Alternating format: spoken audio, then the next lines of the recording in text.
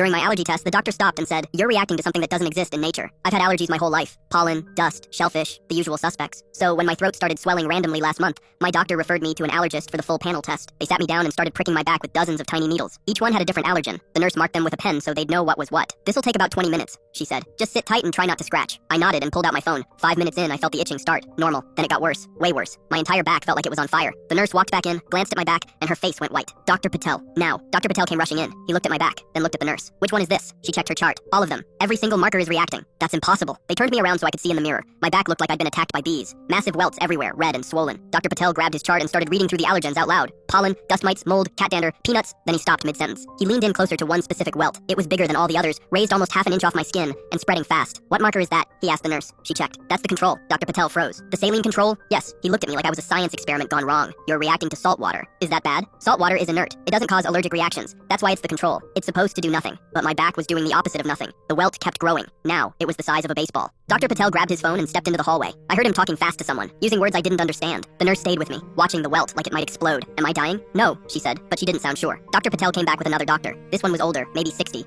with glasses and a serious face. "I'm Dr. Brennan. I specialize in rare immunological conditions." He looked at my back. "When did this start?" "A month ago. Random swelling. Throat, hands, face, no pattern. Any new medications? New foods? Environmental changes? Nothing. I even switched to hypoallergenic everything." Dr. Brennan pulled out a pen light and examined the welt closely. Then he did something weird. He scraped a tiny bit of fluid off the surface and put it on a glass slide. "I need to run this under a microscope." He left. Dr. Patel stayed, monitoring my vitals. The welt kept growing. Now it was the size of a grapefruit, and I could feel my skin stretching. "Should we give her an EpiPen?" the nurse asked. "Not yet. Let's see what Brennan finds first." 15 minutes later, Dr. Brennan came back. His face was completely blank. "You're reacting to something that doesn't exist in nature." I blinked. "What does that mean?" "The fluid from your reaction contains antibodies attacking a synthetic compound. Something man-made." "Like what? Plastic? Chemicals?" "No, this is different." He paused. "It's a polymer structure I've only seen once before, in a classified medical trial from 8 years ago." My stomach dropped. "Classified?" Dr. Brennan sat down. "Have you ever participated in any medical studies, clinical trials, experimental treatments?" "No, never." "What about your parents? Were you born in a hospital or—" "Wait," I stopped him. "My mom did a fertility study when she was trying to get pregnant. She mentioned it once when I was a kid. Said they paid her $5,000 to try some new treatment." Dr. Brennan's face changed. "What year?" I did the math. "About 26 years ago." He stood up immediately. "I need to make a call." He walked out again, and this time he was gone for almost an hour. When he came back, there were 2 other people with him. They weren't doctors. They were wearing suits and had federal badges clipped to their belts. "Miss Lawson," one of them said, "we need to ask you some questions." They took me to a private room, told me the fertility study my mom participated in wasn't legal, that the compound they used was experimental and never approved by the FDA, that the trial was shut down after 3 participants developed severe complications. "The compound was designed to enhance embryonic development," the agent explained, "but it bonded to the subject's DNA permanently." "You're saying I was genetically modified before I was born?" "In simple terms, yes." I sat there trying to process that. "So what happens now?" "We monitor you. The compound is unstable. Your immune system is finally recognizing it as foreign, which is why you're reacting now. Can you fix it?" They looked at each other. "We're going to try." That was 6 weeks ago.